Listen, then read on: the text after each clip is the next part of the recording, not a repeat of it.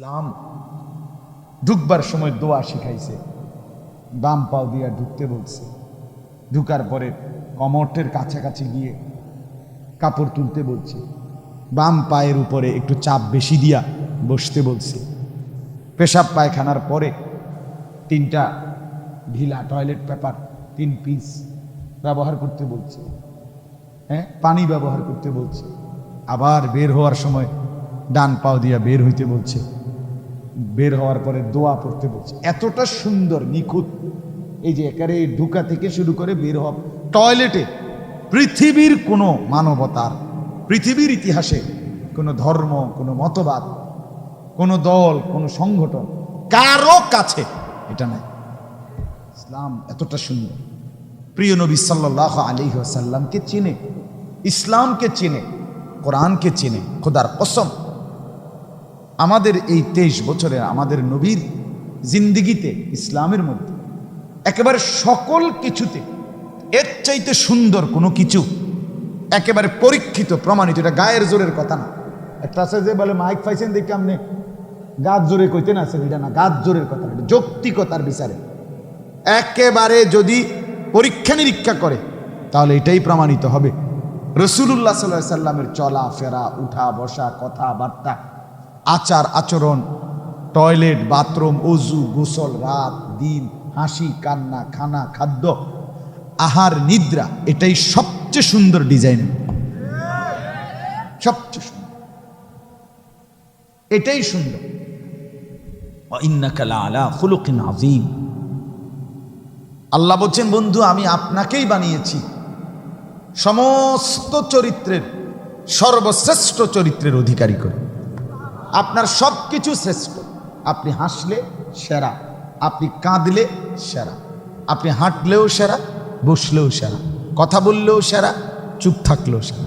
নবীর মুচকি হাসি দেখার মতো, নবীর চোখের পানি দেখার মতো। সুবহানাল্লাহ। একটা নখ কাটবে কিভাবে এটা পর্যন্ত রাসূলুল্লাহ সাল্লাল্লাহু আলাইহি ওয়াসাল্লাম সুন্নাত তরিকা উম্মতকে শিখিয়ে দিয়েছে। এবং হাতের নখ কাটবে কিভাবে, পায়ের নখ ভিন্ন তরিকা, ভিন্ন তরিকা। হাতের নখ এখান থেকে কাটা শুরু হবে, এই এমনি মুনাজাতের মতো ধরেন, সে এমনি ধরেন, এমনি ধরেন, এই যে এমনি ধরছেন না, যেমনি এইখান থেকে শুরু, মানে এই বুড়া আঙ্গুল বাদ দিয়া এখান থেকে শুরু হবে, এভাবে কাটবে। এরপরে এই বাম হাত এদিক থেকে, মানে বাম শেষ আঙ্গুল এমনি যাবে, এরপরে এই বুড়া আঙ্গুল, এরপরে এই দেখছেন সহজ হিসাব, এখান থেকে শুরু, এমনি যাবে, এখান থেকে ঘুরে আইসে এখানে আইসে শেষ। মানে এটা বুঝানো লেগে কইছে এমনি ধরতেন। পায়ের আঙ্গুল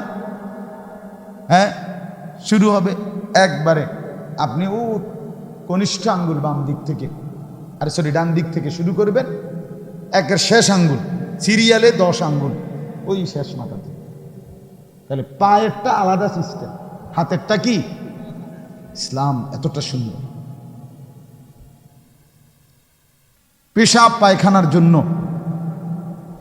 আপনার ঢুকবে কখন, ইসলাম ঢুকবার সময় দোয়া শিখাইছে, বাম পাও দিয়া ঢুকতে বলছে, ঢুকার পরে কমরের কাছাকাছি গিয়ে কাপড় তুলতে বলছে, বাম পায়ের উপরে একটু চাপ বেশি দিয়া বসতে বলছে, পেশাব পায়খানার পরে 3টা ঢিলা টয়লেট পেপার 3 পিস ব্যবহার করতে বলছে, পানি ব্যবহার করতে বলছে, আবার বের হওয়ার সময় ডান পাও দিয়া বের হইতে বলছে, বের হওয়ার পরে দোয়া পড়তে বলছে। এতটা সুন্দর নিখুঁত, এই যে একারে ঢুকা থেকে শুরু করে বের হওয়া টয়লেটে পৃথিবীর কোনো মানবতার, পৃথিবীর ইতিহাসে কোনো ধর্ম, কোনো মতবাদ, কোনো দল, কোনো সংগঠন কারো কাছে এটা নাই।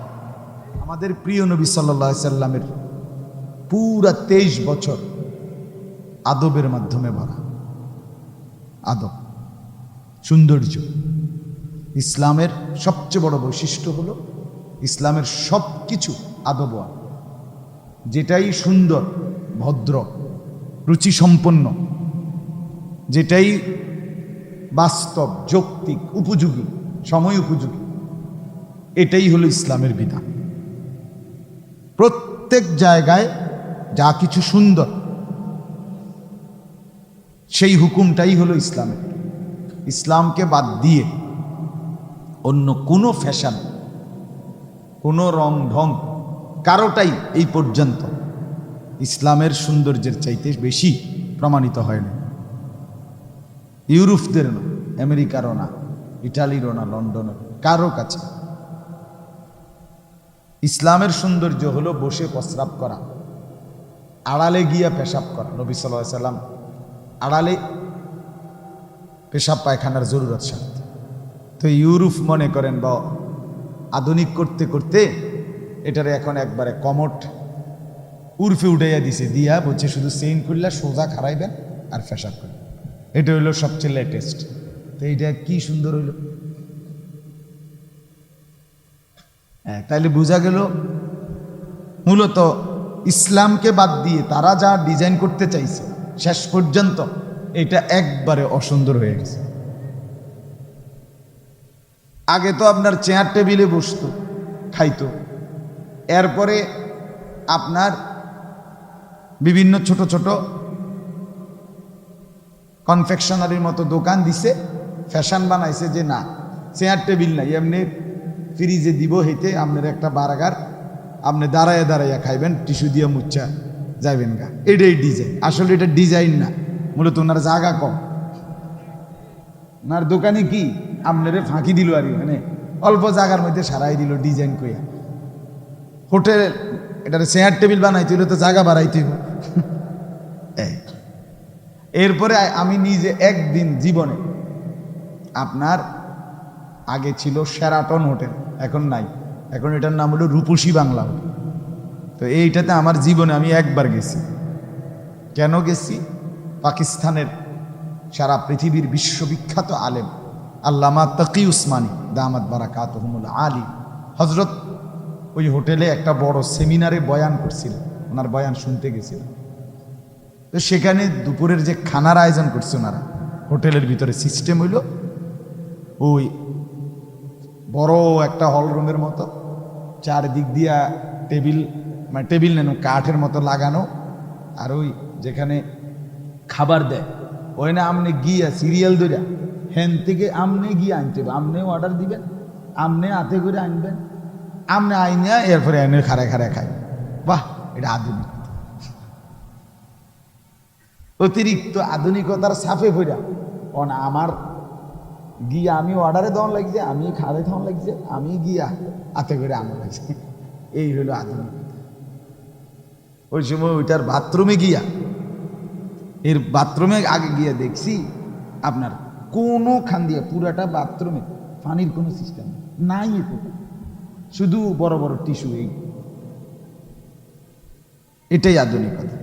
বাইর হবেন টিস্যু ব্যবহার করে, এরপরে বাইরে একটা মেশিনের মতো আছে, এটা তলে হাত দিলে বাতাসের মতো কি বাইর হয়, একটু গ্যারান লাগে। তো এই আগের গ্যারান আর এই নতুন গ্যারান মিল্লা স্বাদে গন্ধে অতুলনীয়, অসাধারণ একটা ফ্লেভার, মানে নিউ ফ্লেভার হলো আর কি, একটা নতুন ফ্লেভার আসছে।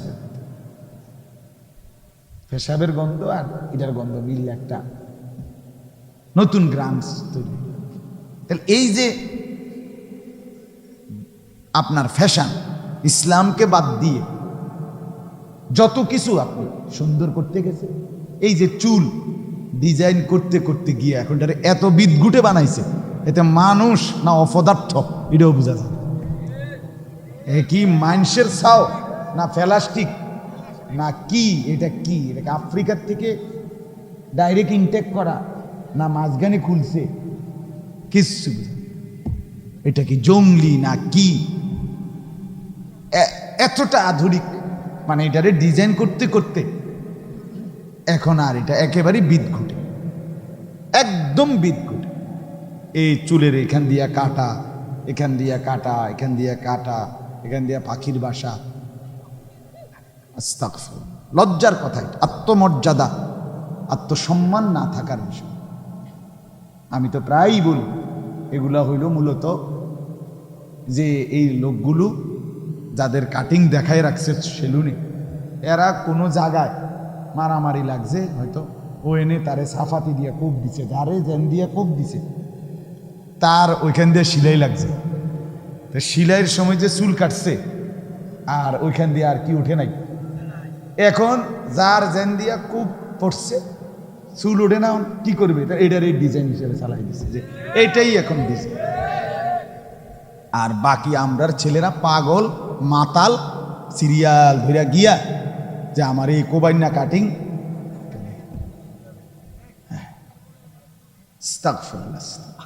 মানে অপদার্থেরও তো একটা সীমা আছে, মূর্খতার বোকামির তো একটা সীমা আছে।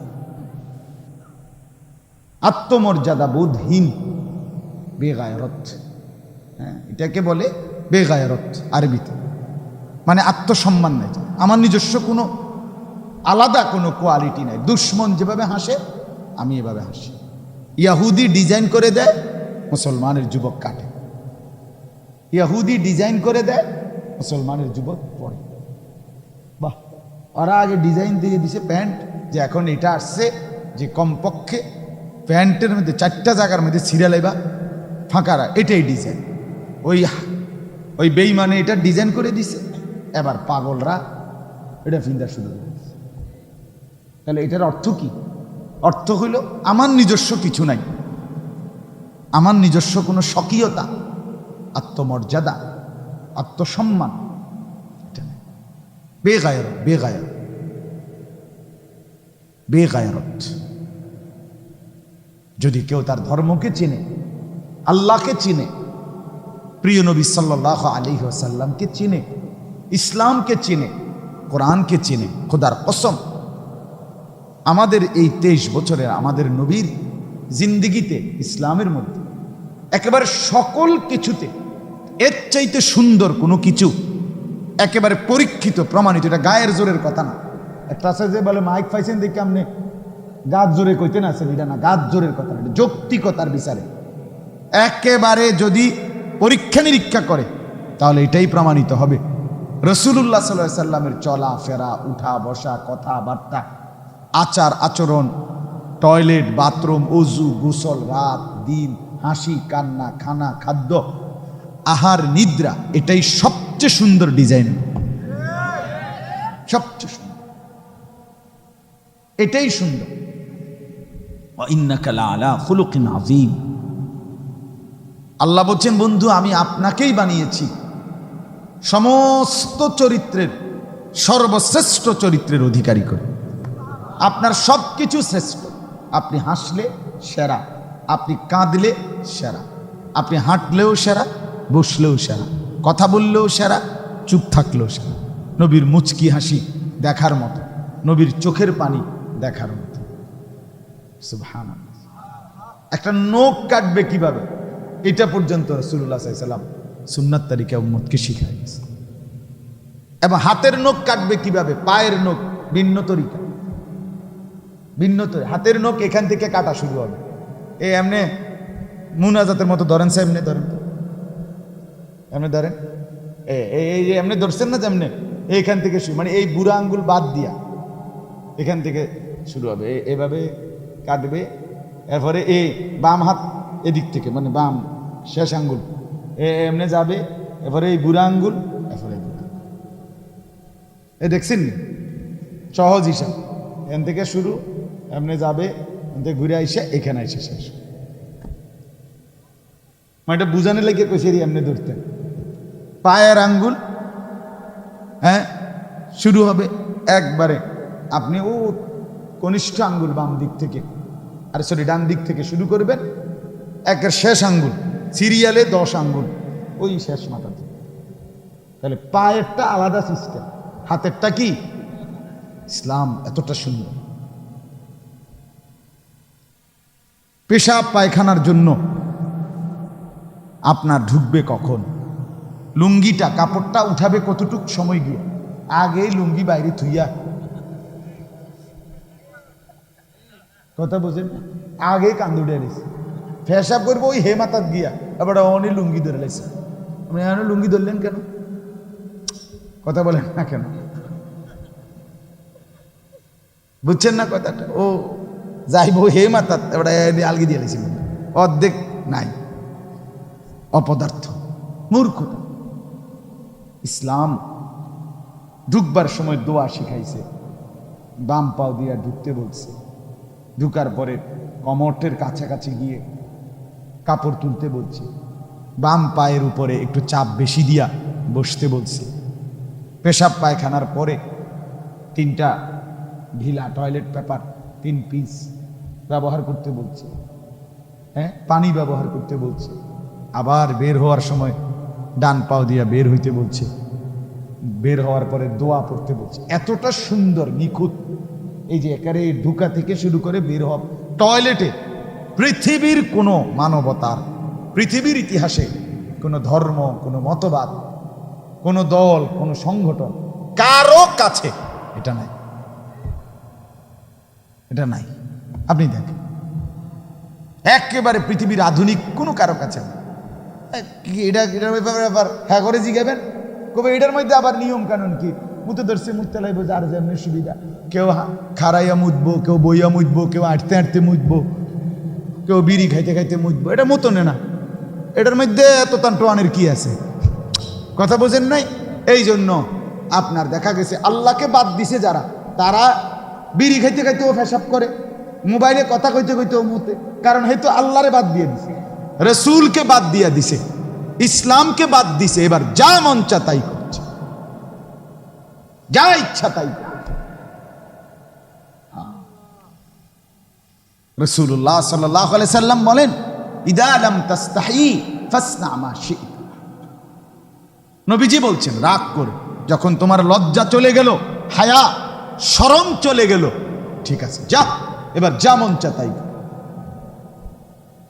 যা মন চা তাই কর, না ফরমান, যা বেটা, তোর জন্য আর কোনো কথা নেই, ফাসনা মা শি'তা, যা ইচ্ছা তাই। হায়া যার নাই, শরম, আমার আল্লাহ দেখতেছেন, আমাকে হাসরের ময়দানে যেতে হবে, আমি আল্লাহর সামনে দাঁড়াইতে হবে, আমাকে হিসাব দিতে হবে, এই লজ্জা, এই অনুভূতি যার দিল থেকে, জীবন থেকে সরে যায়, সে মাতালের মতো, তার জীবনে আর কোনো সৌন্দর্য থাকে না, সে তখন আত্মকেন্দ্রিক হয়, আমার যা মন চা, আমার যা মন চা, আমার কাছে যা ভালো লাগে। এই জন্য দয়া করে বুঝাইতে চাইলাম ভাই, একজন হলে একজনই বুঝেন, দুইজন হইলে দুইজনই বুঝেন, কোনো অসুবিধা নেই। এই কথা মনে রাখবেন, ইসলামবিহীন চলাফেরা, উঠা বসা সুন্দর না। শুনো, যারা সকাল সন্ধ্যায় আমি আল্লাহকে ডাকে, বন্দিগি করে, গোলামি করে, সেজদা করে, আপনি আপনাকে তাদের সাথেই বেঁধে রাখুন, মানে এক সুতা আমনে তুলতেন না। বেঈমান তোরা যা, তোদের মতো বেঈমান ইমান আনলে কি না আনলে কি বেটা, আমি আমার এই প্রিয় সাহাবী, এ গরিব হইতে পারে, এ দুর্বল হইতে পারে, অসহায় হইতে পারে, গোলাম হইতে পারে, কিন্তু সে তো আমার রবকে সেজদা করে, সে তো আমার মালিককে কি করে, আমার আল্লাহকে ডাকে, সকালে ডাকে, বিকালে ডাকে, সন্ধ্যায় ডাকে, আমার আল্লাহর সন্তুষ্টি কামনা করে, আমি তাকে ছাড়বো কেন, তাকে ছাড়বো কেন? আল্লাহ তাআলা বললেন, ওয়াসবির নাফসাকা মা'আল্লাযীনা ইয়াদউনা রাব্বাহুম বিল গাদাতি ওয়াল আশিয়্যি ইউরিদুনা ওয়াজহাহু।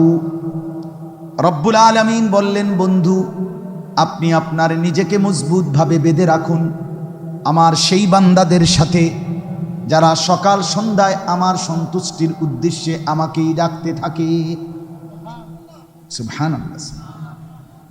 ওয়ালা তা'দু আইনাকা আনহুম তুরিদু জিনাতাল হায়াতিদ দুনিয়া। আল্লাহ বলেন, বড় বড় মোড়া তাজা, বড় বড় নেতা, বড় বড় মালওয়ালা, এরা যদি আপনার কথা শুনে মানে, তাইলে দুনিয়াতে আপনার প্রভাব বেশি দেখা যাবে। এই দুনিয়ার সৌন্দর্যের আশা করে আমার দুর্বল বান্দা মুমিন তাদেরকে ত্যাগ করে আপনি আপনার চেহারাটা পর্যন্ত, চোখটা পর্যন্ত এই নাফরমানদের দিকে তাকাবেন না, চোখও উঠাইবেন না মিয়া, চোখও চাইবেন না। কিল্লেগা? এরা ইমান আনলে আমনের বড় টাকাওয়ালা, মালওয়ালা, দুনিয়া এরা হইছে দেখে আপনার প্রভাব বাইরে যাবে, না না, আপনার দুনিয়ার প্রভাব মূল বিষয় না, আমি আল্লাহর কাছে গ্রহণযোগ্য হওয়া, এটা হলো মূল বিষয়। এরপরে আল্লাহ বলেন, এবার দেখেন তাহলে আল্লাহ তাআলা আমাদের নবী সাল্লাল্লাহু আলাইহি সাল্লামকে বলছেন আপনি সঙ্গী হবেন কাদের? ঈমানদারদের। কথাটা কোন? এটাই আমার আজকের সবক। আপনি বসবেন, আপনি উঠবেন, আপনি চলবেন, আপনার সম্পর্ক রাখবেন কাদের সাথে বলেন? ঈমানদার।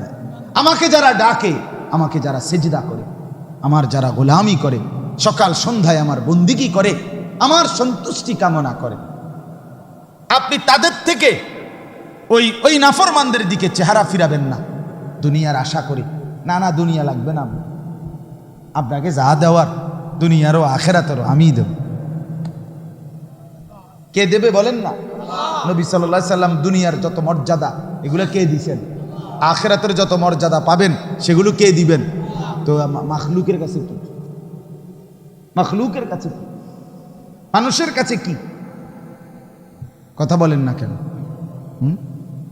বুজুর্গানে দ্বীন এজন্য বলতেন আল্লাহর ওলিরা, হাসরের ময়দানে যদি মাফ না পাই তো কুত্তার সমানও মূল্য নাই, আর হাসরের জমান যদি মাফ পাই তাইলে মানুষের মূল্য হিসাবে মূল্য হবে, নাইতে কদর কি? আবার কদর কি? আল্লাহ তাআলা নাফরমানকে তো সরাসরি আল্লাহ বলছে সে জানোয়ার, ঠিক কিনা বলেন না কেন?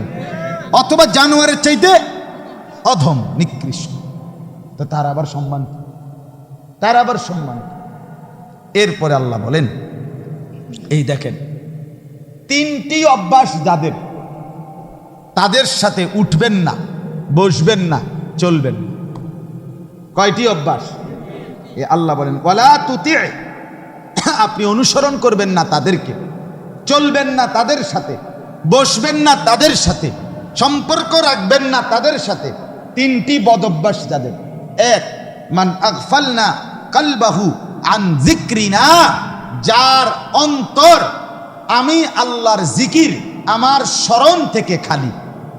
3 ঘন্টা যার লগে চলার পরেও একবার নাফরমানের জবান দিয়া আল্লাহর নাম বের হয় নাই, সুবহানাল্লাহ, আলহামদুলিল্লাহ, আল্লাহু আকবার, লা ইলাহা ইল্লাল্লাহ, এমন কিচ্ছু বাইর নাই। শুধু দুনিয়া, শুধু বেড়া, শুধু বেড়ি, শুধু ভাত, শুধু চাল, শুধু লাউ, শুধু কদু, শুধু ফাঙ্গাস, শুধু তেলাফিয়া, শুধু এই দুনিয়া দুনিয়া দুনিয়া, এই নিয়ে এই কথাবার্তা, এগুলো নিয়ে আলাপচারিতা। আল্লাহর নাম, নামাজের কথা, আখিরাতের কথা যার জবানে নাই, যার দিলে নাই, যার উচ্চারণে নাই, আল্লাহ বলে বন্ধু তার সাথে উঠবেন না, বসবেন না, চলবেন না, সম্পর্ক রাখবেন। নারে তাকবীর, নারে তাকবীর, জরুরি। আলেম উলামা যেখানে, আলেম উলামা যেখানে, কোরআন সুন্নাহ যেখানে, ঈমানদাররা যেখানে, মুমিন, নারে তাকবীর। বুঝলেন মুমিন কার সাথে থাকে? 1 নাম্বার, যার অন্তর আমার স্মরণ থেকে খায়। আরে তুই কি মানুষ রে বেটা, 3টা বাজে তার লগে বাইরেলা ছেলে, এই ছেলেরা, আরে একটা ছেলে হইলে একটা ছেলে বুঝো। তুমি যদি মার সন্তান হও, তুমি যদি মুসলমানের ঘরে জন্ম নিয়ে থাকো, তোমার বাবা মুসলমান, তোমার মা মুসলমান, একটা ছেলে, আমার কথা শোনো, একজন 3টা বাজে বাইরেলাই ফোলাডির লগে রাতের 10টা পর্যন্ত আড্ডা দিলা, 7 ঘন্টা, একটা ছেলে তোমার একবার বললো না যে দোস্ত আসরের নামাজ পড়তি না, মাগরিবের নামাজ পড়তি না, এশার নামাজ পড়তি না? তুমি কোন দুঃখে এই ইবলিসের লগে চললা? এ তো শয়তান। কথা বলেন না কেন? এগুলো শয়তান না? তো কার লগে চললা? আপনারা ইবলিসরে দেখছেন নি? কেউ দেখছেন না? চান না চিন্তা করিয়া? দেখছেন নি কেউ আপনারা? আমি দেখছি, হ্যাঁ, আমি অহরহ দেখি, আমি নিয়মিত দেখি। আপনারা ইবলিস দেখেন নাই? আমি অনেক দেখছি। কোরআনে আল্লাহ বলছে ইবলিস ইন্নাশ শাইতান, মানুষের প্রকাশ্য শত্রু, আদুব্বুম মুবিন। যে কোনো হুজুরের জিজ্ঞাসা, কোরআনে আল্লাহ বারবার বলছে শয়তান কি শত্রু? প্রকাশ্য শত্রু। কি শত্রু কর না? তাহলে আল্লাহ বলতেছে শয়তান প্রকাশ্য শত্রু, তো আপনি দেখতেন না কেন? না দেখলে তো আপনি গোপনে কইলে হইলে, গোপন শত্রু কইতে হইলে, বুঝেন নাই আপনি কথা? বুঝা গেল প্রত্যেকটা গুনাহ যেখানে সওয়ার হয়, যার উর্ফে সওয়ার হয়, তেই শয়তান। আপনি শয়তান দেখতেন না কেন? বুঝো নাই যে তোমারে মোবাইলে উলঙ্গ ছবি দেখাইতে শুরু করছে, মনে করলে শয়তান দেখছো না, এই যে তৈরি, এইটাই তো শয়তান, ও মাইতে এই তো শয়তান। যেই মেয়ে বেপরদা নিজের শরীর দেখাইয়া হাঁটতেছে ৮-৭ কাপড় পরে, তুমি ইবলিস দেখছো না, এই যে হাঁটতে যাইতে, এই যে যাইতে আছে দেবুড়ি, তো ও মামনে চিনছেন না ইবলিস? এটাই তো ইবলিস। আল্লাহ তো বলছে প্রকাশ্য শত্রু। হ্যাঁ, গুনাহ যার উপরে ভর হয়।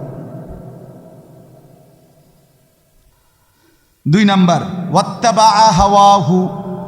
আল্লাহ বলে বন্ধু, জীবনটা যার মনের ইচ্ছা মতো চালায়, কোরআন কোথায়, সুন্নাহ কোথায়, আল্লাহ কোথায়, ইসলাম কোথায়, আল্লাহর হুকুম কই, রসুলের সুন্নাত কই, কিচ্ছুর কোনো খবর নাই, তার মনে যা চায় সেভাবেই চলে। আল্লাহ বলে বন্ধু, এমন মানুষের সাথে বসবেন না। এই জন্য বলি চাচারা, বাবারা, যেই 5 জনের লগে আপনি প্রত্যেক দিন বিকাল বেলা বসেন, তারা তো বিড়ি খায়, আপনি কেমনে তাগর লগে বসেন? 5 জন বিড়ি খাওয়াই না লগে বইলে ফেরেশতা তো আপনারে, এর মধ্যে আপনি যে বইছেন, ফেরেশতা আপনারে মনে করবে এই 5 জনের লগে এবড়া হলো জুনায়েদ বাগদাদি, তো কি আব্দুল কাদের ছিলেন কি, কোন একজন বুজুর্গের নাম কোন এবড়ারে, একটা কিছু কম, আমনে কোন ডকের কি বোঝা যায় না? হ্যাঁ, আমনে যে চিকন টুলের মধ্যে চা দোকানে 6 জনের লগে বইয়া বইয়া টেলিভিশন দেখেন, আমনে কি ডকের মানুষ বোঝা যায় না? এবারে এনে বইয়া কই বালা মানুষ তো দেখি না, কীর্তেন দেখবেন আপনি, চাচা ভালো মানুষ আমার লগে নাইবেন আপনি। আমার মাদ্রাসার মধ্যে 85 জন ছাত্র হেফজখানায় পড়ে, শুধু হেফজখানায়, মোট ছাত্র 400, আলহামদুলিল্লাহ। তো এরা রাত্রে 3:30 বাজে ওঠে, রাত 3:30 বাজে এই মাসুম বাচ্চারা যখন ওঠে আল্লাহর কোরআন নিয়ে পড়তে বসে, আপনি এটা একবার দেখলে না বুঝবেন ভালো মানুষ কারে করে। সাধুয়ানি কীর্তেন টুয়ান ভালো মানুষ, হ্যাঁ, বিড়িখানার ফাঁকি দিয়ে ভালো মানুষ টুয়ান কীর্তেন, রঙিন টেলিভিশনে রাক্ষসের মতো আক করে টেলিভিশন চান, আপনি কীর্তেন ভালো মানুষ টুয়ান। আপনি কোথায় পা? ভালো মানুষ তো চা দোকানে থাকে না, ভালো মানুষ তো টেলিভিশনের আড্ডায় থাকে না, ভালো মানুষ তো বিড়ির আড্ডায় থাকে না। ভালো মানুষ যদি খোদার কসম না থাকতো, আল্লাহর জমিন চাঁদ উঠতো না, সূর্য উঠতো না। নেককারের জন্য আল্লাহ দুনিয়া সাজাইছে। সিটার বাটফার, বেঈমান, নাফরমান নেককারের উসিলা খাইয়া দেয়। আরে বেটা, হাদিস এটা রাসূলুল্লাহ সাল্লাল্লাহু আলাইহি ওয়াসাল্লামের জামানায় 2 জন সাহাবী, এরা 2 ভাই, আমি নিজে এই হাদিস পড়াইছি। 2 ভাই, আপন 2 ভাই, একজন কামাই রোজগারি করে, আরেকজন নবীর কাছে হাদিস শিখে, সারাক্ষণ নবীজির কাছে ইলম শিখে আর কি। তো ওই ভাই একদিন আইসা নবীজির কাছে বলছে, ইয়া রাসূলুল্লাহ, তে একটা কাম করে না, হাদিস এটা, একটা কাজও করে না, সারাক্ষণ আপনার কাছে ইলমের জন্য পড়ে থাকে, হ্যাঁ, হাদিস শিখার জন্য, আমি একলা কষ্ট হয় আমার। আল্লাহর নবী সাল্লাল্লাহু আলাইহি সাল্লাম বলছেন, লাআল্লাকা তুরজাকু বিহি। সাহাবী শুনো, ওই বেটারে কইছে, বড় মিয়া রে, আল্লাহ পাক তার বরকতে তোমারে খাওয়া।